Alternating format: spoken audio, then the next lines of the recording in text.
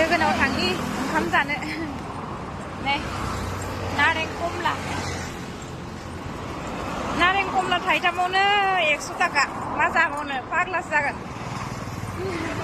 ओंखाम जानो दहायनिफ्रायनो लेंहरबाय दङ आरोना ओमफ्राय रुम साफा खालामनानै जि सुनायावनो मानायावनो बिराद टाइम जाबाय ओमफ्राय आंखौ एदावहरबाय दं आरो नों 12थायाव फै हरनि 12थायाव होननानै एदावहरबाय दं आंखौ ओमफ्राय थाब थांना फैनि बारा गोजान नङा आरो खाथियावनो ओमफ्राय इनि फेभरेट बिस्कुट लांनि र' बैयाव मोनो इनि फेभरेट बिस्कुटखौ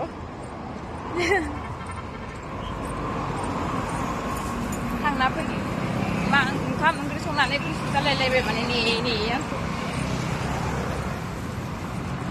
सान्दुं गोसा नै खोनाफै तामिलनाडुनि सान्दुङा ओरै थाबायबोबाय आरो जि सान्दुं गोसाखा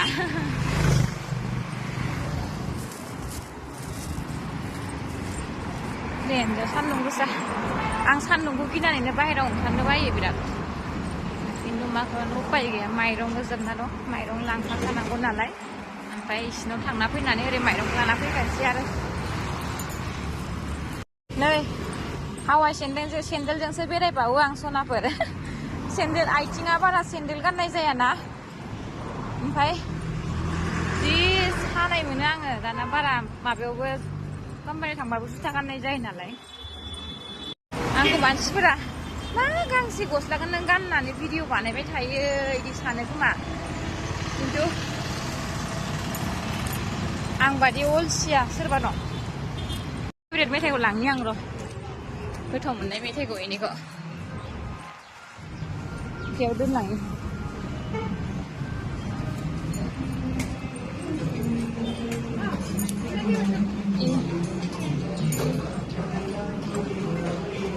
इनि फेभरेट मोननाय मेथाइआ बबेथि दंमोन दाहाय फैफिनबावनांगोन आं इयाव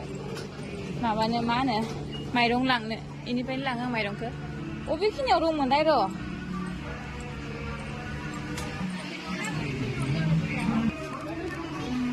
इ फ्लेभारासो दं बेखौ लानांसिगोन बेलेगा गैया आं लांनाया बे नङामोन खनसे लांनानै जाहोदावनायखाय बेखौनो लुगैबाय थाबाय इयो बिबाय थायो गोथाव मोनदोंनो जानानै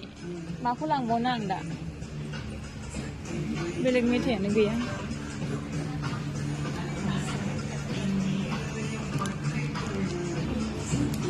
नै कल जाबाय